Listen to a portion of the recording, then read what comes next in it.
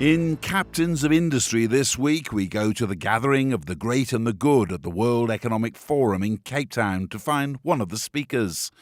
Caspar Herzberg, the President of Schneider Electric for the Middle East and Africa. A man born and bred on the continent with a strong vision for its future, from electricity for all to smart cities.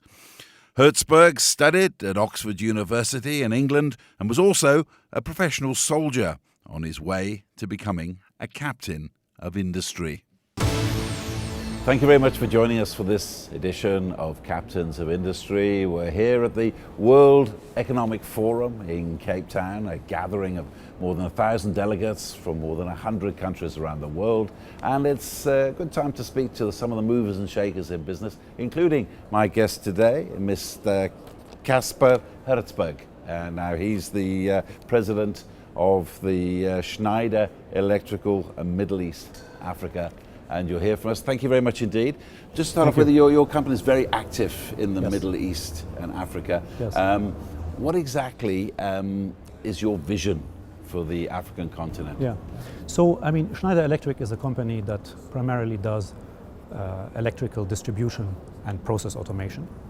And what that means is that we provide solutions, products, services to pretty much anyone that uses electricity in Africa, in the Middle East, in the world. Right? So our vision for Africa is a local vision.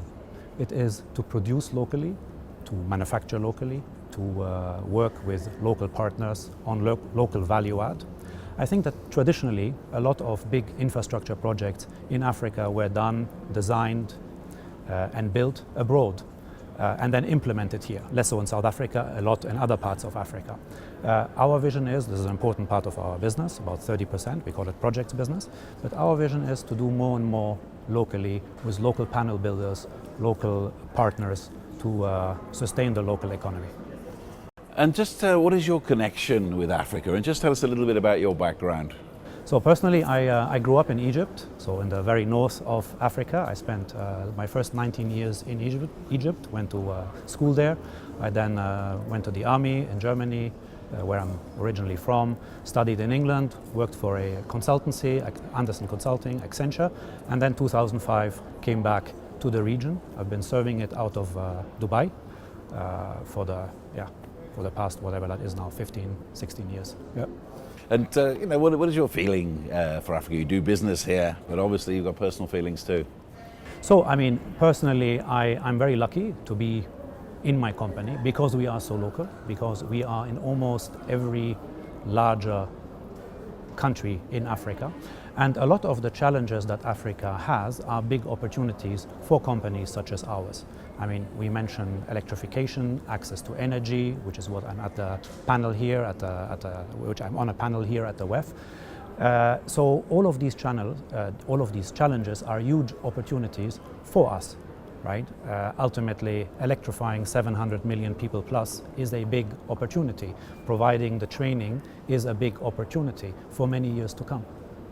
And this is one of the big stories here at the World Economic Forum, and the fact that this rapid urbanization that's happening. I mean, almost half the entire population of this continent is going to be living in massive cities in the future. And again, we were talking about the infrastructure gap that exists on this continent just now in our interviews this morning. But for businessmen like yourself, this is like an opportunity as well, isn't it? It is indeed a big opportunity for us.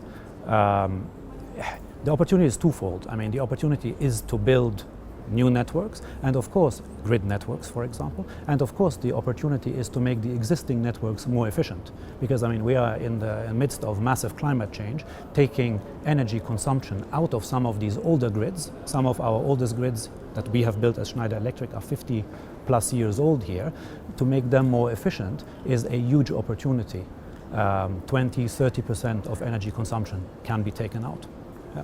And this urbanization as well, I mean, we've got a massive youth population as well on this continent, which is in one way, again, is a good thing, and another way it can be a real threat if that population has no jobs or stake in the system. Absolutely. So, I mean, ultimately, I think it's clear to everyone that education is the key to that. What I think there's less consensus on is what kind of education the vast majority of these people really need. Personally, I am very in favor of focusing on basic skills that help you in both the formal and the informal economy.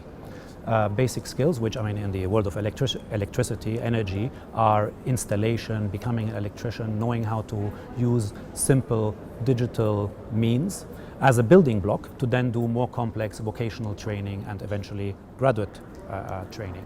And I think that focusing on these type of curricula, both face-to-face and especially digitally, so making learning academies available with relevant content, is a key to educating large amounts of people in this continent. And I think last year I said that we would train 30,000 people in South Africa in access to energy technologies, and we've done about 12,000 to date. So there's a small, but ultimately you have to start somewhere. And also with the with your experience as well in business, you also have vast experience in smart cities, not only in the Middle East, but also in Asia as well. What lessons do you think Africa can learn from these cities? Well, I mean, ultimately, a smart city is a city that you want to live in, where you feel good. I mean, that's really what it's all about, where you feel safe, where everything works, where you get clean water, where energy is there, and so on. And breaking that down into different verticals, and then healthcare, education, but especially energy, water, and so on, and working on master plans that help you break down the silos between these different verticals. That's the big lesson internationally on making smart cities a reality. And that's something that's been done in Korea, in China, and elsewhere quite successfully. To plan it and then to sustain the implementation over long periods of time. How far are we away from that in Africa? Because as you know, I've been to scores of cities across this continent, and it seems that development, even here in Cape Town, can be fairly haphazard sometimes, and just with what capital people have got. How far do you think we are from creating perfect cities on this continent? I don't think we are that far. This doesn't mean that it's easy, but the technologies exist. I mean, the Internet of Things gives you the technology to both de-risk and create enormous amounts of efficiency and value, making cities affordable, right? I mean, affordable for the people that live in them and affordable for the people that implement these technologies. The challenge, like elsewhere, is in integrating the approach, integrating technology, integrating people, integrating the public sector into one coherent master plan. That is easy to do on paper, that is very difficult to sustain over time. And that needs strong leadership, and it needs consistent leadership over decades. And if we're looking at successful examples, let's say in Korea, the ones that have done it really, in my view, very well in Songdo, they have really created a special authority that worked on breaking down these silos, also between businesses, because most technologies and business models have been developed in a silo. I mean, this is a fact, right? So to bring that together is the trick. That's the big lesson. And that works for Africa. How far do you think before every single country in Africa is going to have its own smart city, which is the pride of the country?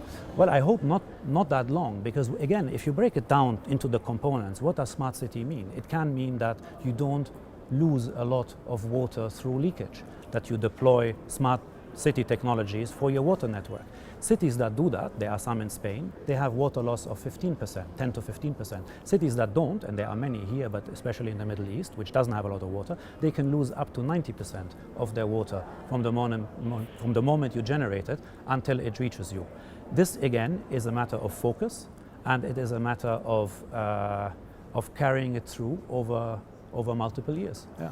And what about investors? I mean, what sort of appetite is there for investment into the concept of smart cities in Africa? I think that there is a lot of appetite into investing in smart solutions in Africa. What I think more needs to be done is in understanding and explaining the applicability of business models locally. Right? Because ultimately it's the local business model that will make a given technology successful. And understanding that, mining the existing data, I mean, I was told that 10% of all data is only being used, so 90% is not. So mining that, understanding that better, interpreting it, and then using that to fuel business models, that's the answer. And that ultimately needs entrepreneurial spirit, which Africa has a lot, and it needs willingness. I think the capital is there. Funny you should mention that about data. Someone was saying to me here this morning, one of the interviews, that they think it's the new commodity for Africa in the fact that it's so vital to the future. I mean, how do you see this mining of data? I see that Africa has a lot of scale, and that will mean that you can do business models based on that scale that are successful. And then you will be able to export those business models to the rest of the world that doesn't have that scale. So I think what has worked in other industries in China absolutely can work, especially in the absence of a lot of regulation in the data space in Africa. So how do you see overall the investment climate? I mean, there's a lot of concerns been raised in Africa about governance, stability, unemployment. Those are what's been talked about here at the World Economic Forum. You as a business person operating here, well, how do you see it? Well, I mean, we've been in Africa for a long time. 40, 50 years, I think, in South Africa since 1971. So I think we're very much part of the fabric here. We have invested a lot. I can say that about 1/10 of our company, of Schneider Electric, is African in some form, is connected to Africa in some form. So we're here, we'll be here tomorrow. We are very keen on it. We see it as a key market of growth, and we will continue to invest.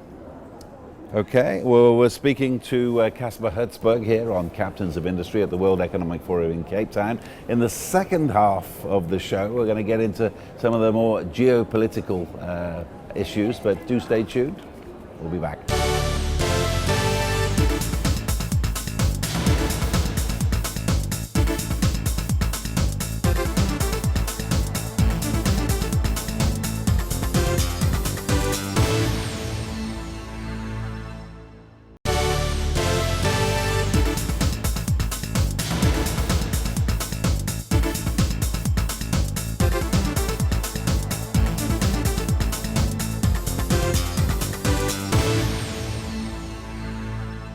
You're watching Captains of Industry. I'm Chris Bishop, and we're at the World Economic Forum in Cape Town, a gathering of some of the sharpest minds in business and economics, and one of them's here right with me, Caspar Herzberg. He's the head of Schneider Electric, Middle East and Africa. Thank you very much for joining us. So, this African free trade area we're talking about in the continent here, a lot of people got high hopes for it. What do you think it could do for your business? Well, I mean, there is a clear correlation between economic growth, prosperity, and free trade agreements and clear zones. So ultimately, what businesses like ours, is predictability, knowing that you can move goods at what price from A to B, knowing exactly what kind of rules and regulations you have to deal with. This makes you very comfortable, and as a result, this means that you will invest. It's really as simple as that. So we see this as a great driver of growth. We're excited about it, given that we manufacture within the African continent, in South Africa, in Kenya, and elsewhere. And we see this as good.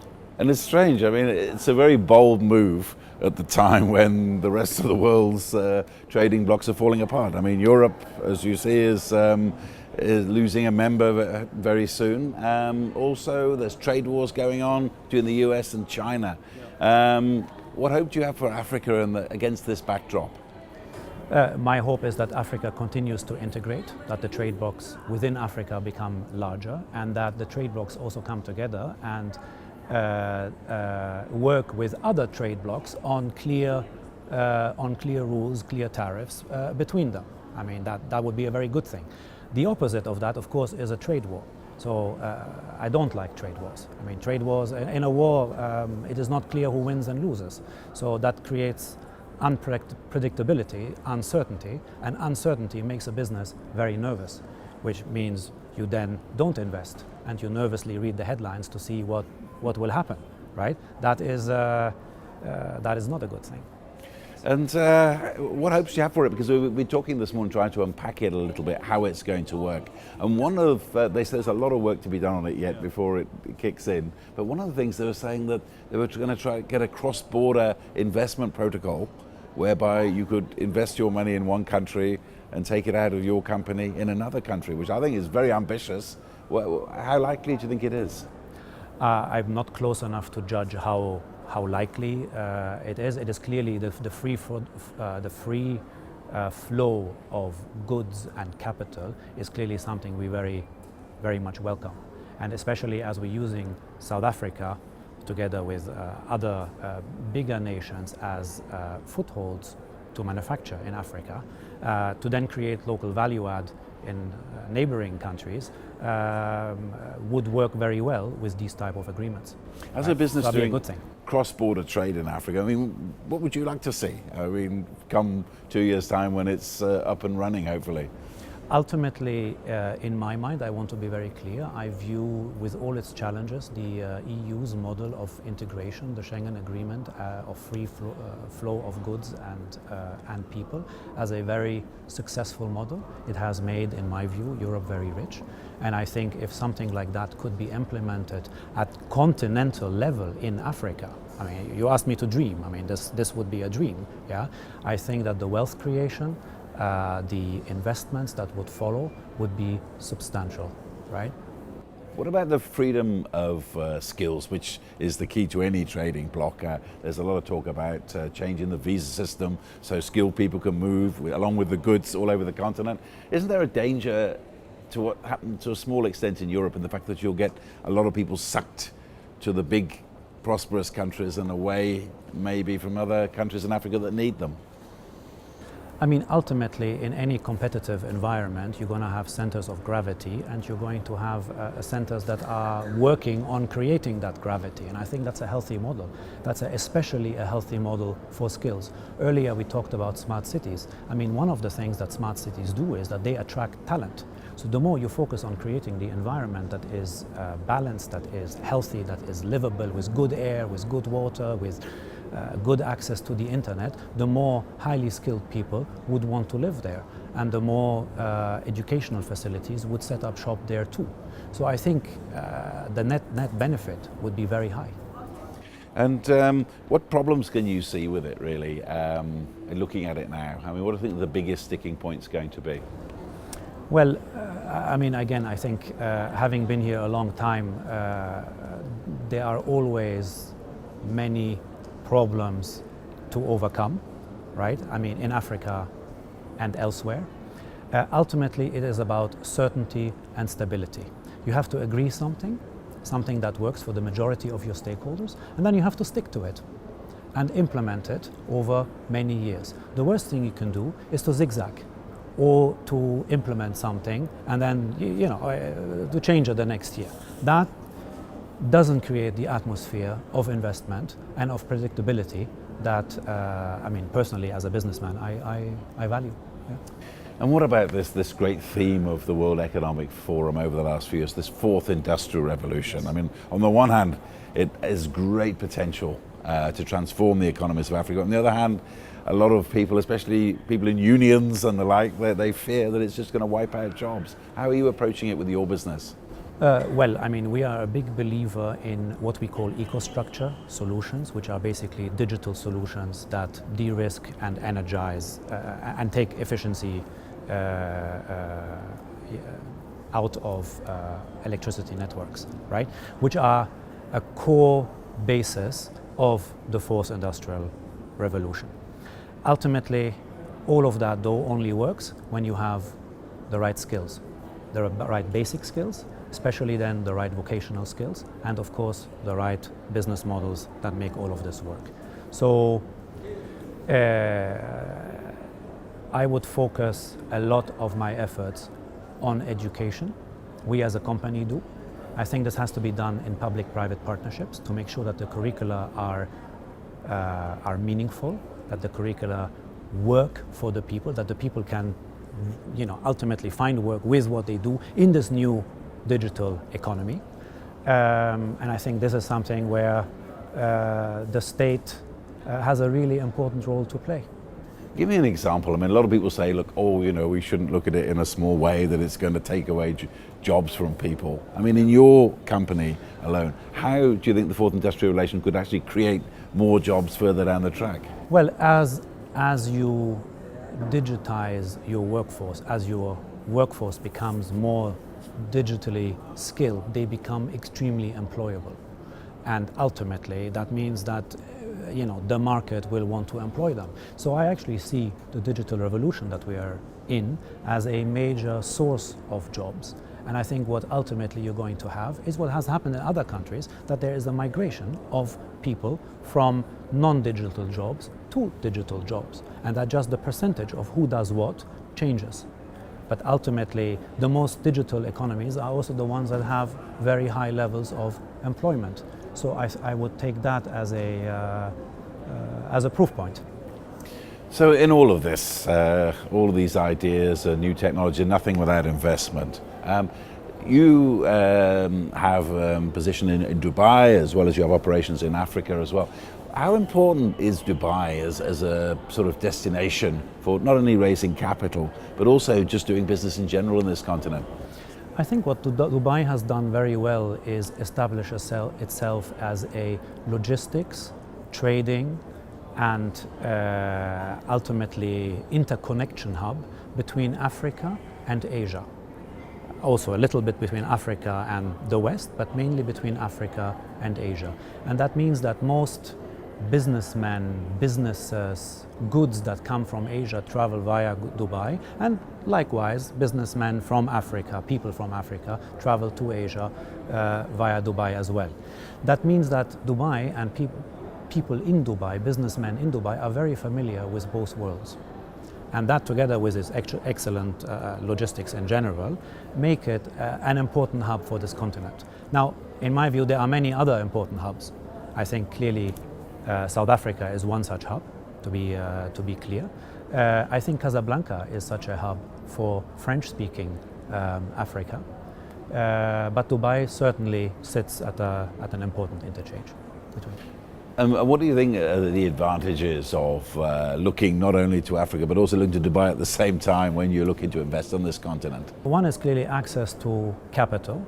So there is a lot of capital in the Middle East that is, on the one hand, of course, being deployed locally, but it is also looking for investment opportunities elsewhere. Traditionally more in the West, now increasingly in Asia and in Africa, right? Especially on the East Coast. And I come back to business models. The more work one does on explaining the opportunities and that the regional differences and local differences in Africa, bring. The more you explain that to businessmen, the more they will be willing to invest. And I think the ones that pass via Dubai, because it's not just Middle Easterners or international people like me, it's especially also Asians. I think the more you explain these opportunities to them, the more they will be keen to invest. And it's no secret that China is clearly a massive player in Africa today. Yeah, and indeed. And also, I mean, do you think that in Dubai there's a lot of capital there, as we both know? Do you think there's still that kind of, shall we say, buccaneering, pioneering spirit there that perhaps has gone hiding in these difficult economic times around the world? No, I think the pioneering spirit in Dubai is extremely strong. I think Dubai has gone through many different ups and downs in its economic cycle, kind of like Africa. So I think the spirit is strong. The interest in investing and in taking a long-term vision is very strong. And if you're looking at the current infrastructure build out in Dubai, which is impressive, right? Looking at 2020 and beyond, that is clearly done with a very long-term vision in mind. And I think the pioneering spirit and the long-term vision together is something very admirable in my view. And okay, overall, the region, Dubai, Africa, looking at those two regions, what are the pros and cons, you think, of doing business in both those regions we've talked about? I mean, I think I don't really think of it in pros and cons of one versus the other. I think for me these are in Schneider Electric we have structured Middle East and Africa as one unit. right? And we did that because we feel that what brings it together is much more than what keeps it apart. So I don't really think of it as one versus another. I'm generally very bullish on both the Middle East and especially Africa when it comes to growth. I think when I see it, our recent growth rates, the ones in Africa are very promising, including the ones in the southern part of Africa. So Dubai as a hub, the Middle East as a place for capital, for some skills. We've been also very successful in working out of Egypt in serving Africa and actually parts of the Mediterranean and the wider East. So for me, it all fits together quite neatly. Yeah. I'll say, even though a number of the world's fastest growing economies are here in Africa here, there's often that kind of air of pessimism around business on this continent. Do you think this continent's maybe underselling itself when it comes to business and investment? I can't judge on how the continent is selling itself because, I mean, the continent is made up, as you know, of many, many different parts. What I can tell you is that I'm extremely bullish, that Schneider Electric is extremely bullish, continues to be bullish, and that we've been here so long. I mean, we've gone through so much great ups and difficult times. And ultimately, I think it's this type of long-term vision, I mean, we just talked about Dubai, right, that sets quick win-minded people apart from people who have the patience, the resources, and the stamina to go through the ups and downs. And that's certainly us. So can countries in Africa sell themselves better? Sure, I mean, everyone can sell themselves better. One can always do better. But I think the opportunity itself speaks for itself and is very large and very exciting. And lastly, what are we expected to see from you and your company in Africa in the next 2 to 5 years, say? More focus on local value add, more focus on local partners, probably more manufacturing of digital technologies, digital components of the energy value chain, and especially more focus on training. So we've trained 12,000 people last year here in South Africa. Globally, in access to energy, we've trained 1 million people in the last 5 years. So if I can in 2 to 5 years say that I've trained 1 million people in Africa in access to energy technologies, I would be extremely proud. Well, that's a great target to aim for. Thank you very much indeed for your time. That was Caspar Herzberg of Schneider Electric for Middle East and Africa. From me, Chris Bishop, it's goodbye.